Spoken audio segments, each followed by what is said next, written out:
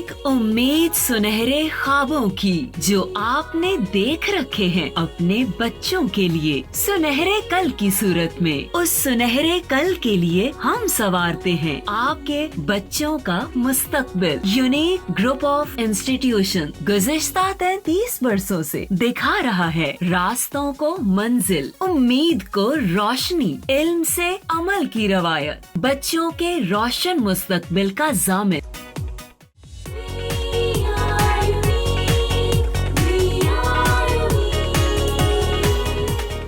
बिस्मिल्लाहिर्रहमानिर्रहीम। अस्सलाम वालेकुम डियर स्टूडेंट्स, कैसे हैं बच्चों आप लोग।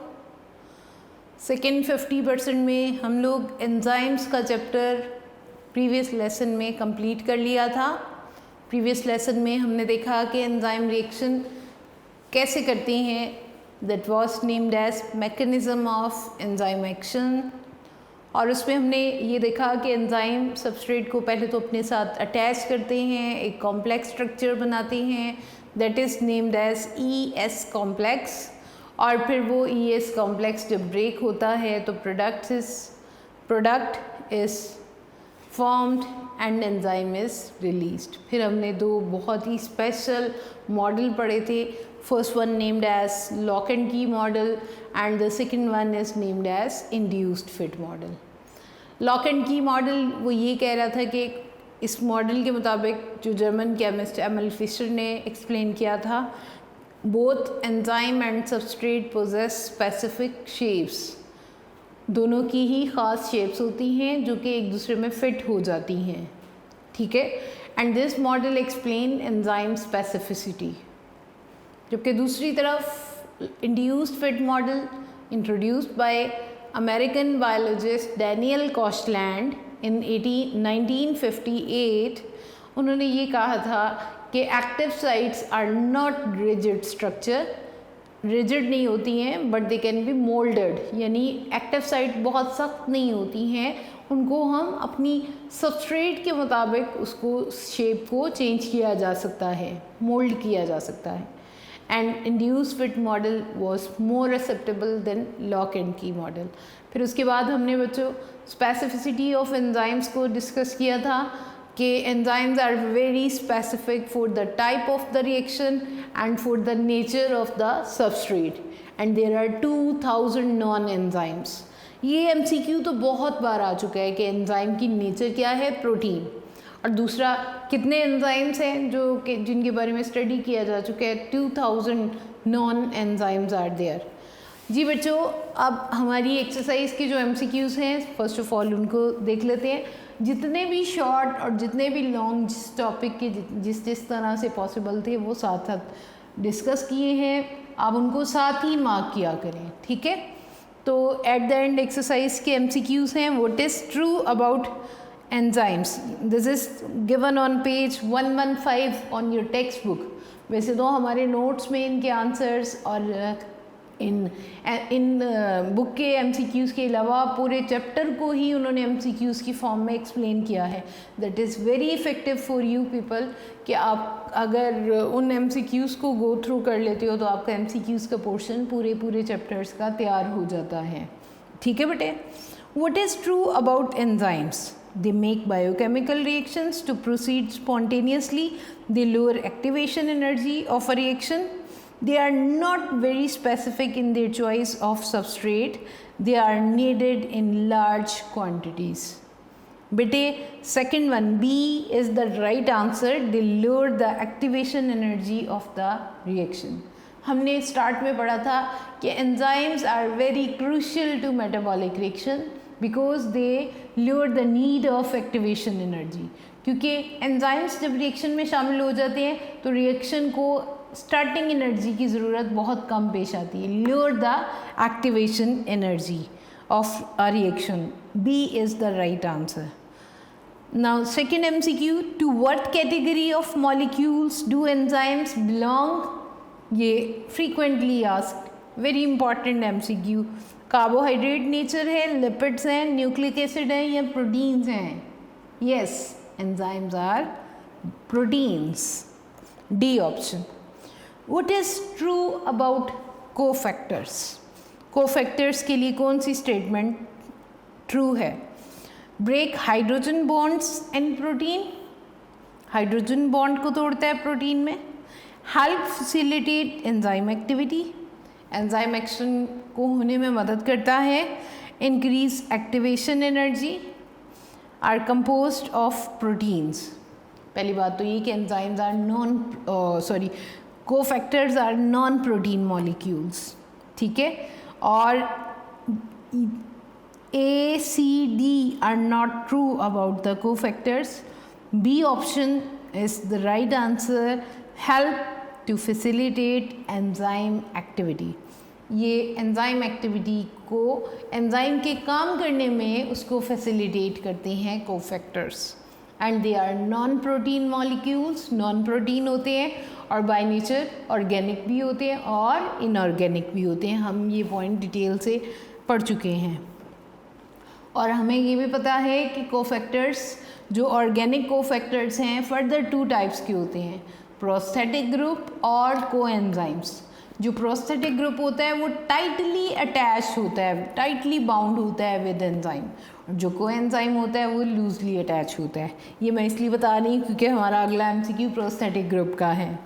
Prosthetic groups are required by all enzymes, loosely attach with enzymes या tightly bound to enzymes. Yes, D option is the right answer, tightly bound to enzymes. जी, 5th MCQ है बच्चों, when we add more substrate to an already occurring enzymatic reaction, there is no increase in the rate of reaction. What would you predict? Enzyme add हो रहा है, enzyme के साथ substrate add हो रहा है, रिएक्शन शुरू में तेज़ हुआ है लेकिन फर्दर इंक्रीज़ नहीं हुआ, तो उससे आप क्या प्रेडिक्ट करेंगे, आपकी क्या prediction होगी? All active sites have been occupied by substrate molecule, the enzyme molecules have denatured, more substrate acted on inhibitors, more substrate has disturbed the pH of the medium. A is the right answer. All active sites have been occupied by substrate molecules. क्यों reaction increase नहीं हुआ? क्योंकि सारी की सारी active sites of enzymes are occupied by substrate, इसलिए reaction rate एक constant उसमें चला गया। Which of these graphs correctly shows the effect of temperature on the rate of enzyme controlled reaction? बच्चों, जो A वाला है, हमने जो ग्राफ स्टडी किए थे A, B और C, बी वाला तो सेचुरेशन ऑफ एक्टिव साइट को एक्सप्लेन कर रहा है, यहाँ पे टेम्परेचर का पूछा जा रहा है, तो डी वाला जो ग्राफ है that is the best illustration. ये वो ग्राफ है जो सही एंजाइम कंट्रोल रिएक्शन को एक्सप्लेन कर रहा है। D graph is the right answer. ठीक है जी, अब अगला टॉपिक है हमारा, चैप्टर है 7। एंजाइम्स का चैप्टर कंप्लीट हो गया। Now chapter 7 is here, bio energetics. Bio energetics. तो आज हम बायो एनर्जेटिक्स को स्टार्ट करने जा रहे हैं। चैप्टर 7 है।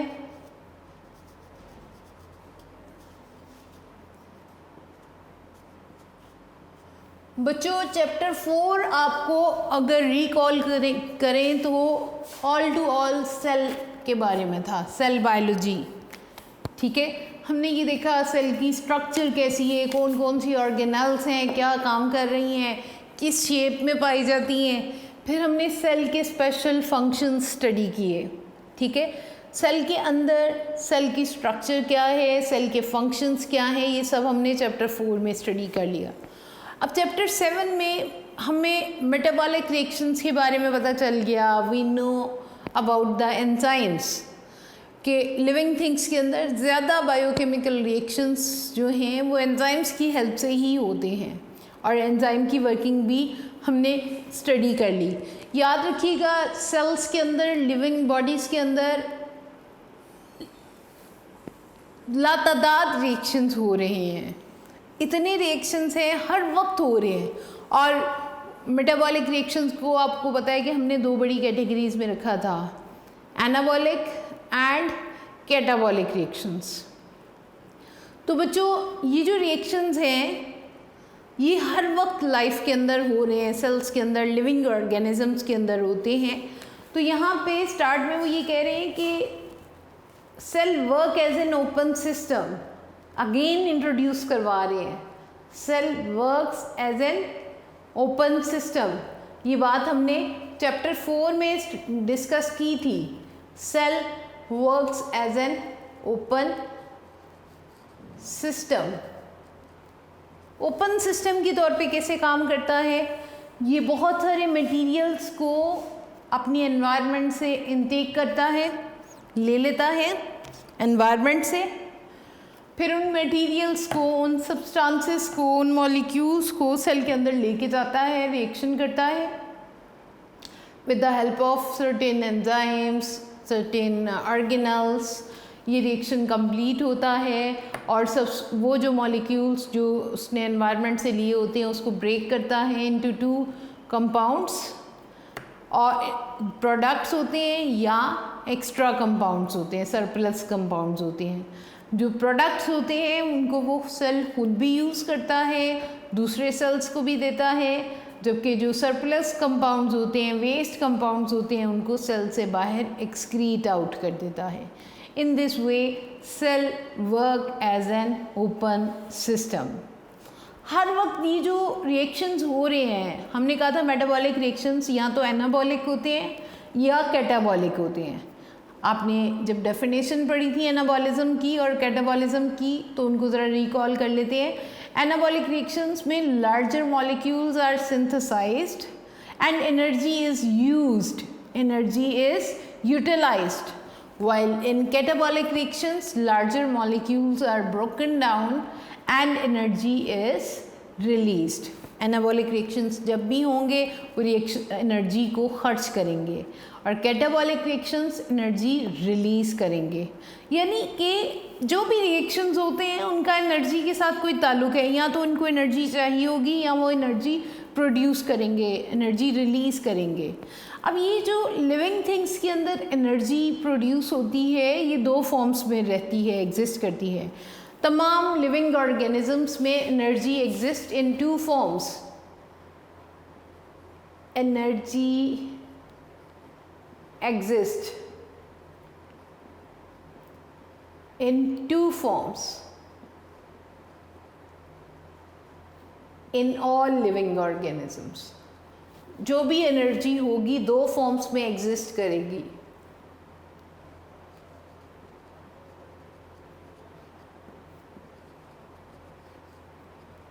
In all living organisms.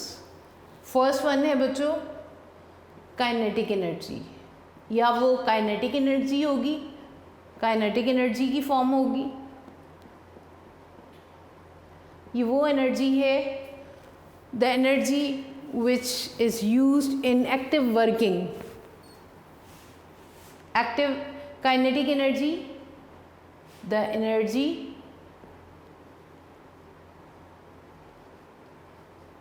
involved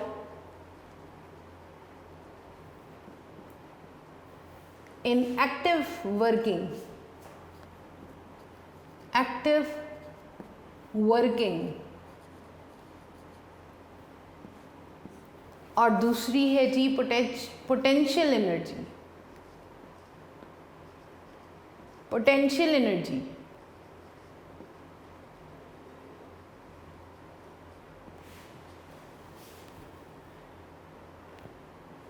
the energy which is stored. Physics में आप बहुत सारी टाइप्स की एनर्जीज पढ़ेंगे। सोलर एनर्जी है जो सूरज से आ रही है, हम बात कर रहे हैं यहाँ पे लिविंग ऑर्गेनिजम्स में एनर्जी मेनली 2 बड़ी कैटेगरीज में एग्जिस्ट करती है। काइनेटिक एनर्जी वो एनर्जी जिससे कोई भी रिएक्शंस हो रहे हैं, जो भी एक्टिविटीज़ लाइफ की परफॉर्म करने के लिए एनर्जी खर्च हो रही है, दैट इज़ काइनेटिक एनर्जी। और जो एनर्जी महफूज कर दी गई, the energy which is stored in body. जो बॉडी में स्टोर कर दी गई है उसको हम पोटेंशियल एनर्जी का नाम देंगे। ठीक है, लिविंग थिंग्स में ये दो फॉर्म्स में या तो काम हो रहे हैं उसमें एनर्जी यूज़ हो रही है, काइनेटिक एनर्जी है, या फिर उसको जो एडिशनल एनर्जी है, जो इजाफी एनर्जी है, उसको सेव कर लिया गया, स्टोर कर लिया गया, that is potential energy. Basically bio energetics क्या है? Bio energetics bio living organisms को इंडिकेट करता है। Energetics representing energy relationship and energy transformation, energy relationship and energy transformation. Bio energetics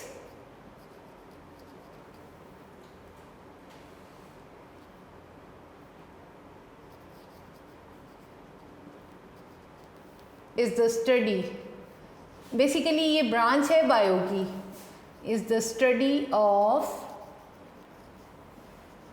energy relationship। Energetics कहते हैं एनर्जी रिलेशंस को, energy के आपस में डिफरेंट फॉर्म्स के relation, energy relationships and energy transformation and energy transformation।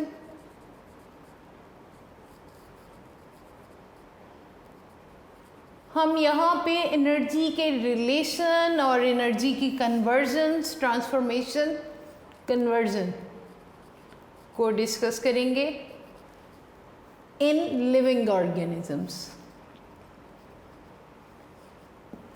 Living organisms, ठीक है जी, ये डेफिनेशन है बायो एनर्जेटिक्स की। बायो एनर्जेटिक्स क्या है? एक स्टडी है जिसमें हम एनर्जी के ताल्लुकात, एनर्जी किस फॉर्म में रहती है, एक फॉर्म से दूसरी फॉर्म में कैसे कन्वर्ट होती है इन लिविंग ऑर्गेनिजम्स। याद रखिएगा, मैंने अभी भी बताया भी है कि वैसे तो हमारी सराउंडिंग में, हमारी एनवायरनमेंट में एनर्जी की डिफरेंट फॉर्म्स पाई जाती हैं। ठीक है, हम यहाँ पे टोटली उस एनर्जी को डिस्कस करेंगे, उस एनर्जी के रिलेशनशिप, उस एनर्जी की फॉर्म्स को डिस्कस करने वाले हैं which are found in living organisms, and that energy relation and energy transformation in living organisms is known as bioenergetics। बच्चों, अगर आपको बायोएनर्जेटिक्स की डेफिनेशन आ गई है, एक लाइन की डेफिनेशन है, इसमें ये की वर्ड्स हैं, आपने डेफिनेशन लिखी है the bioenergetics is the study of energy relation and energy transformation, तो ये डेफिनेशन इनकम्प्लीट होगी।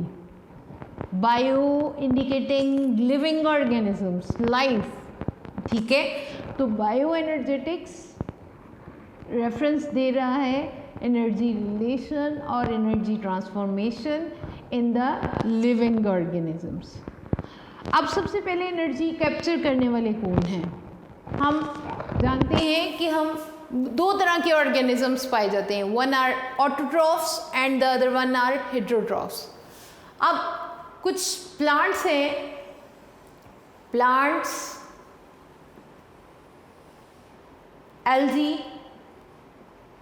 एल्गी सिंपल ऑर्गेनिजम्स हैं, plants algae and some photosynthetic bacteria, some photosynthetic bacteria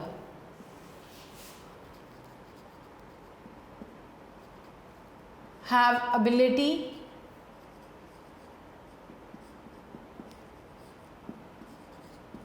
to use carbon dioxide, reduce carbon dioxide into glucose, glucose बना लेते हैं carbon dioxide को use करते हुए।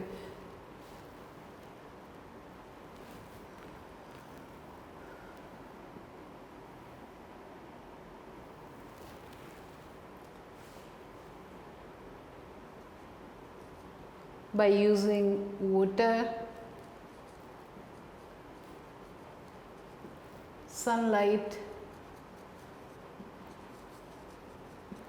and chlorophyll. ये लाइट, क्लोरोफिल और वाटर को यूज़ करते हुए ग्लूकोज बनाने की एबिलिटी रखते हैं in the process of photosynthesis. In process of, इस प्रोसेस को हम नाम देते हैं फोटोसिंथेसिस का। ये अमल कहलाता है फोटोसिंथेसिस। और कौन कर सकते हैं? Plants, algae and photosynthetic bacteria. क्या काम करते हैं? ग्लूकोज बनाते हैं by using carbon dioxide, water, sunlight and chlorophyll. In the process of photosynthesis, these organisms are named as autotrophs.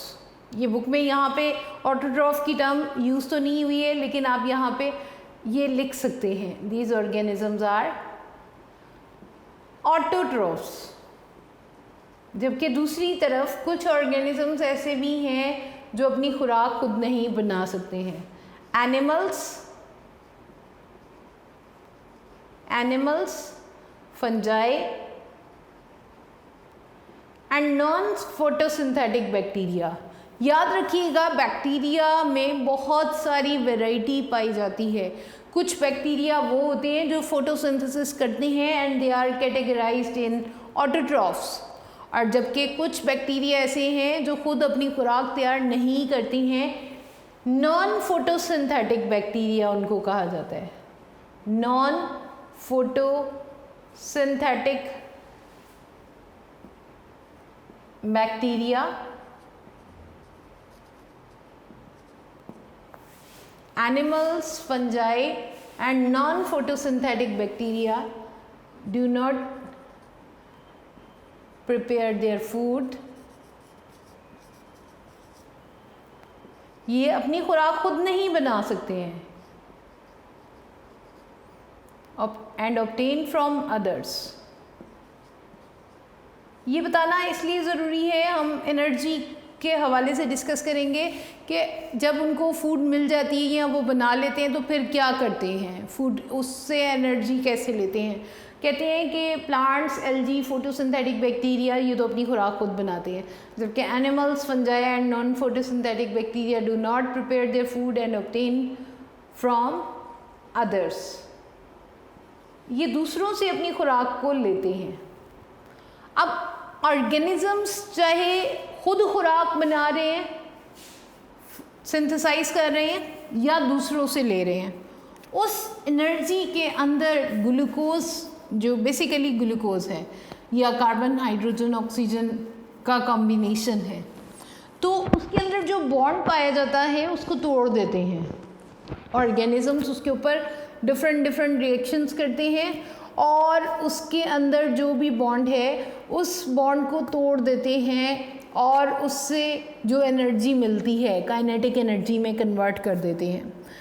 अब वो काइनेटिक एनर्जी जो होगी वो थोड़ी सी यूज़ होगी, जो भी रिएक्शंस होंगे बॉडी के अंदर, जितने भी रिएक्शंस हो रहे हैं उसके अंदर यूज़ हो जाएगी, और कुछ एनर्जी जो होती है काइनेटिक एनर्जी ही की, जो कुछ फॉर्म है एनर्जी की, कुछ मिकदार जो है वो एनवायरनमेंट में हीट की सूरत में भी वेस्ट हो जाती है, हरारत की सूरत में ज़ाया हो जाती है, जबकि कुछ एनर्जी जो है वो वहाँ पर बॉडी के अंदर ही कुछ ख़ास किस्म के करेंसी मॉलिक्यूल्स होते हैं, एनर्जी करेंसी मॉलिक्यूल्स होते हैं। एनर्जी करेंसी से मुराद ये है कि वो मॉलिक्यूल्स जो एनर्जी को अपने अंदर स्टोर कर लेते हैं, that is ATP, adenosine triphosphate, और वो एनर्जी को उसके अंदर पोटेंशियल एनर्जी की सूरत में एटीपी अपने मॉलिक्यूल के अंदर स्टोर कर लेते हैं by making some special bonds in ATP के अंदर वो एनर्जी पोटेंशियल एनर्जी की सूरत में स्टोर हो जाती है, और टाइम बाय टाइम जहाँ सेल को ज़रूरत होती है, जहाँ पे उस एनर्जी की ज़रूरत होगी, एटीपी मॉलिक्यूल को तोड़ा जाएगा, उसके अंदर बॉन्ड को तोड़ा जाएगा और एनर्जी को वहाँ पर सप्लाई कर दिया जाएगा। ये हम इस चैप्टर में, ये इंट्रोडक्शन है, ठीक है। हम यहाँ पे इस चैप्टर में बेसिकली बायो एनर्जेटिक्स में एम्फसाइज करने वाले हैं एक तो फोटोसिंथेसिस को और दूसरा रेस्पिरेशन को। फोटोसिंथेसिस में एनर्जी को कैप्चर किया जाता है, ठीक है, एनर्जी यूज़ होती है, सनलाइट एनर्जी यूज़ होती है, और फिर उस एनर्जी को ऑर्गेनिजम्स यूज़ कैसे करेंगे, that is occurring in the respiration, ठीक है बेटे। तो यहाँ पर bioenergetics and the role of ATP में वो ये बता रहे हैं कि एनर्जी जो भी फूड से आती है that is coming in the form of potential energy, और फिर उसको ब्रेक किया जाता है, कन्वर्ट किया जाता है into kinetic energy.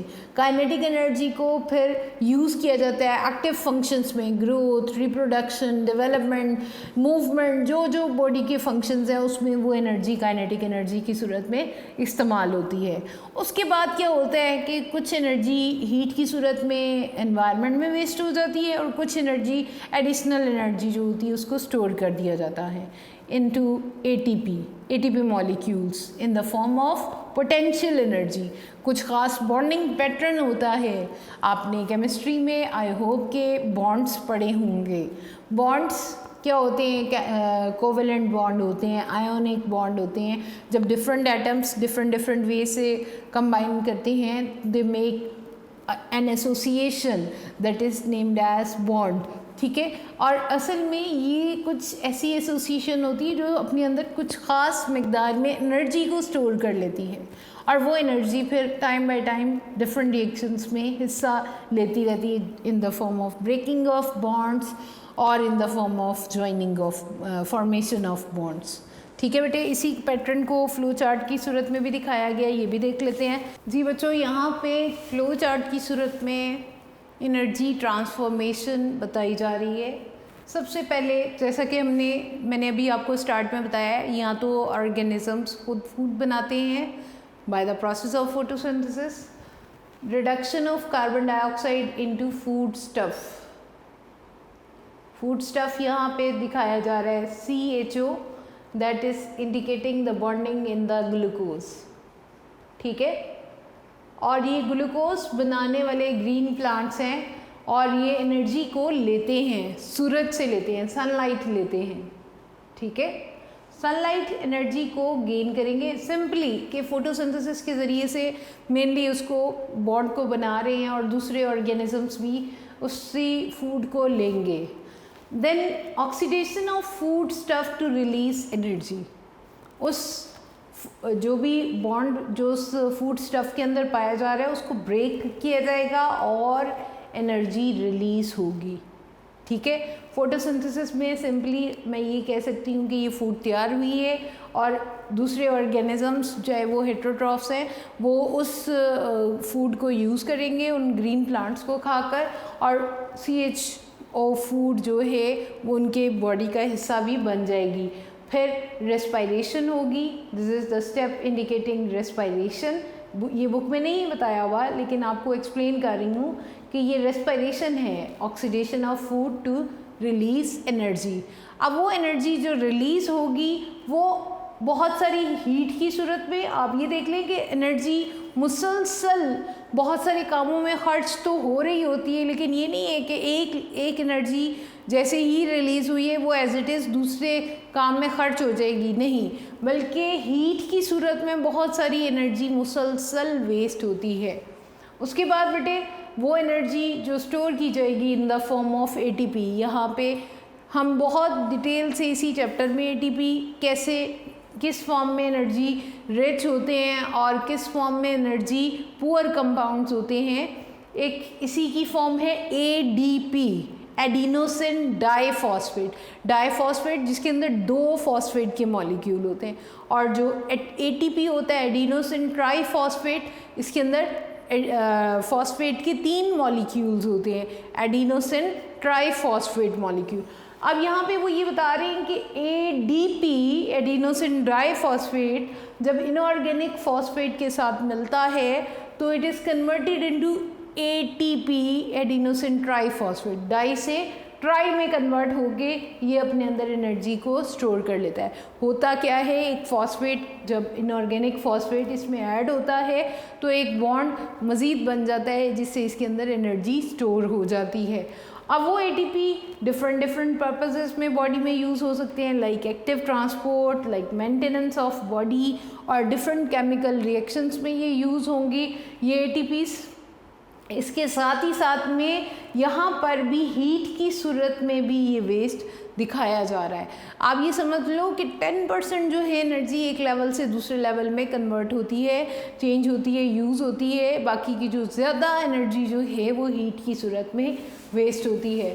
This is the energy transformation in living organisms. यहाँ पे ये बताया जा रहा है कि ऑर्गेनिजम्स में एनर्जी ट्रांसफ़र कैसे होती है। अगला हमारा टॉपिक है बायो एनर्जेटिक्स से रिलेट करता है, ऑक्सीडेशन रिडक्शन रिएक्शन। ठीक है जी, ऑक्सीडेशन जिसको हम ओवरऑल रिडॉक्स रिएक्शन भी कहते हैं। ऑक्सीडेशन रिडक्शन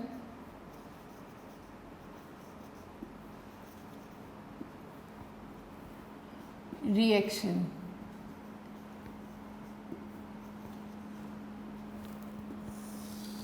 ऑर्गेनिजम्स में हर वक्त केमिकल रिएक्शंस हो रहे हैं और एनर्जी प्रोड्यूस हो रही है या यूटिलाइज हो रही है।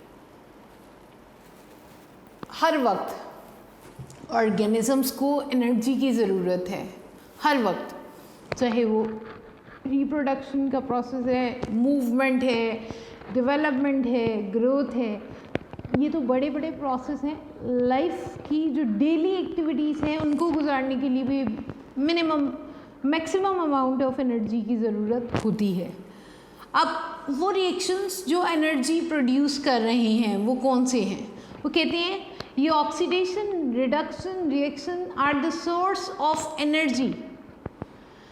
और ये क्या है, इनको हम शॉर्ट फॉर्म में रिडॉक्स रिएक्शन भी कहते हैं। रिडॉक्स रेड रिडक्शन से बना है और ऑक्स ऑक्सीडेशन से। Redox is the combination of reduction and oxidation reaction। ठीक है, redox reaction। redox reactions are mainly involved। redox reaction में होता क्या है, involves the exchange of electrons। redox reactions are the source of energy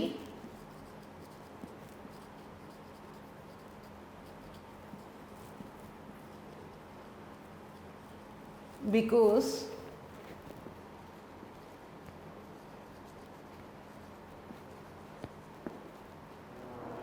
these reactions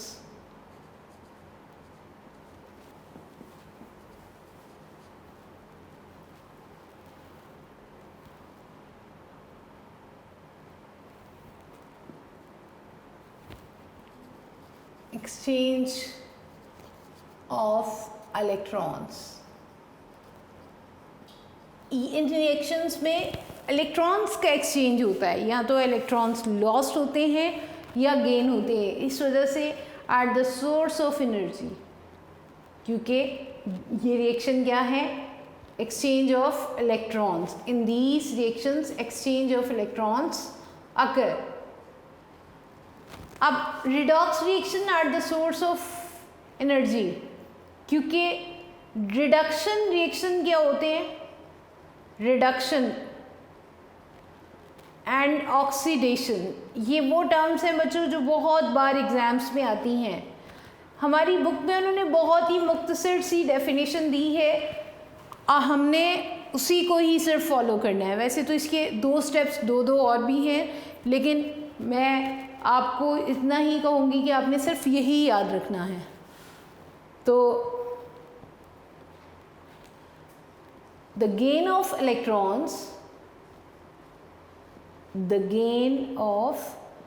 electrons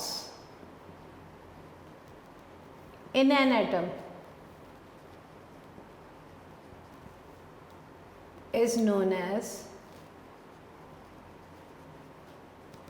gain of electron. जब भी कोई भी एटम इलेक्ट्रॉन गेन करेगा that is reduction.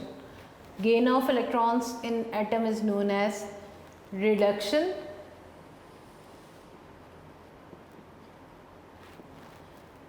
The loss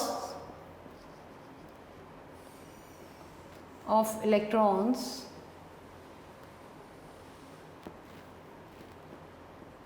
in atom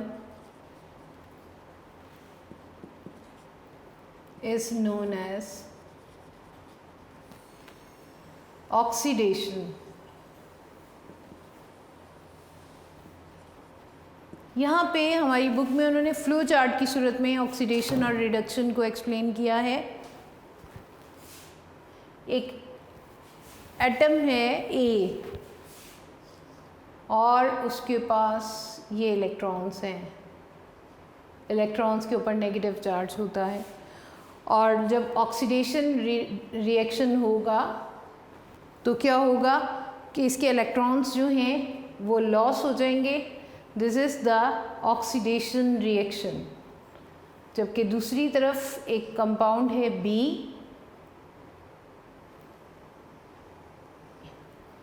ये रिड्यूस हो जाएगा आफ्टर गेनिंग इलेक्ट्रॉन्स. तो इसके ऊपर इलेक्ट्रॉन्स आ जाएंगे. ठीक है.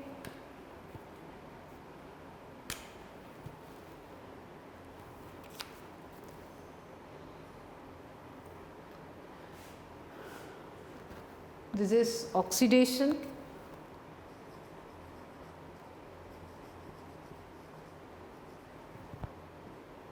and this is reduction. इसमें क्या हो रहा है आप देख रहे हैं कि ये एलिमेंट है, ये एटम है एक, और इसके अंदर जो इलेक्ट्रॉन्स हैं वो लॉस हो रहे हैं. लॉस ऑफ इलेक्ट्रॉन्स हो रहा है. ठीक है. जबकि रिडक्शन में गेन कर रहे हैं, गेन ऑफ इलेक्ट्रॉन. ठीक है जी. लॉस ऑफ इलेक्ट्रॉन क्या है? ऑक्सीडेशन है. जबकि गेन ऑफ इलेक्ट्रॉन क्या है? गेन ऑफ इलेक्ट्रॉन रिडक्शन है. अब वो कहते हैं कि ये लॉस और गेन किस तरह से होता है. अगर ये लॉस या गेन जो है सेम एटम्स के दरमियान में, एटम्स के अंदर जो इलेक्ट्रॉन्स हैं वो जो आउटर शेल में इलेक्ट्रॉन्स होते हैं वो बहुत कम स्टेबल पाए जाते हैं और उन्हीं इलेक्ट्रॉन्स की वजह से ही ये एनर्जी रिलीज़ होती है. ठीक है. तो कहते हैं कि अगर सेम एटम्स के दरमियान में एसोसिएशन बॉन्डिंग पाई जाए तो उस वक्त एनर्जी रिलीज़ नहीं होती है क्योंकि सेम एटम्स के दरमियान में स्टेबल एसोसिएशन पाई जाती है, स्टेबल बॉन्डिंग पाई जाती है. लेकिन अगर वही बॉन्डिंग दो डिफरेंट एटम्स में आ जाती है, लाइक ऑक्सीजन की है तो वो तो बहुत स्टेबल बॉन्ड है, उसमें से एनर्जी रिलीज़ होने के इम्कानात बहुत कम हो जाएंगे. लेकिन अगर यही बॉन्डिंग ऑक्सीजन और हाइड्रोजन के दरमियान में है और ऑक्सीजन और कार्बन के दरमियान में है तो ये अनस्टेबल बॉन्डिंग होगी और जिसके नतीजे में वहाँ से इलेक्ट्रॉन्स रिलीज़ हो सकते हैं. फिर कहते हैं कि असल में हाइड्रोजन एटम को देखा जाए तो हाइड्रोजन एटम के अंदर एक प्रोटॉन है और एक ही इलेक्ट्रॉन है.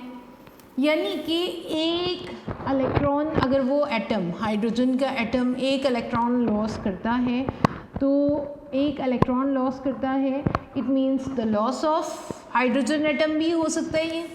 ठीक है. क्योंकि हाइड्रोजन एटम खुद क्या है? एक इलेक्ट्रॉन से मिलकर बना है, एक प्रोटॉन से मिलकर बना है. The loss of one hydrogen atom और is known as oxidation and the gain of hydrogen atom is known as reduction. क्योंकि वो ये कह रहे हैं कि हाइड्रोजन एटम जो है किसी भी जब बॉन्डिंग में शामिल होगा तो उसमें एक इलेक्ट्रॉन पाया जा रहा है और एक प्रोटॉन पाया जा रहा है. यहाँ पर जो शॉर्ट में क्वेश्चन इस टॉपिक में से बहुत बार एग्ज़ाम में पूछा गया है, रिडॉक्स रिएक्शन है, that is given in second paragraph. Redox reactions involve exchange of electrons between atoms, और इसके साथ रिडॉक्स के साथ भी आपको ये दोनों टर्म्स बतानी होंगी। The loss of electron is known as oxidation and the gain of electron is called reduction. और बच्चों ये एग्ज़ाम्स में सेपरेट डेफिनेशन भी आई हैं, difference between oxidation and reduction, लेकिन दोनों लफ्ज़ों की डेफिनेशन है, loss of electron and the gain of electron. आपने इसमें कंफ्यूज नहीं होना, लॉस ऑफ इलेक्ट्रॉन किस में होता है, ऑक्सीडेशन में, और गेन ऑफ इलेक्ट्रॉन्स यानी इलेक्ट्रॉन्स गेन होते हैं एटम में, एटम के अंदर आते हैं, दैट इज़ रिडक्शन। ठीक है, तो मिक्स नहीं करना, ये टर्म्स बहुत बार एग्जाम्स में आती हैं, ऑक्सीडेशन एंड रिडक्शन रिएक्शन। पीछे जो हमने इंट्रोडक्शन ये आज का चैप्टर स्टार्ट किया है हमने 7, इसमें bioenergetics several time exams में पूछा जा चुका है, redox reactions, oxidation and reduction reaction. इसके अलावा bioenergetics and the role of ATP आ जाए तो फ्लो चार्ट तक आपको एक्सप्लेन करना होगा लॉन्ग में, और अगर ऑक्सीडेशन रिडक्शन रिएक्शन आ जाए तो कैसे ऑक्सीडेशन रिडक्शन रिएक्शन में एनर्जी रिलीज़ होती है, आपको ये 3 पैराग्राफ में एक्सप्लेन करना होगा। ये आज का लेसन है, आपने अच्छी तरह से इसको याद करना है। अल्लाह हाफिज़।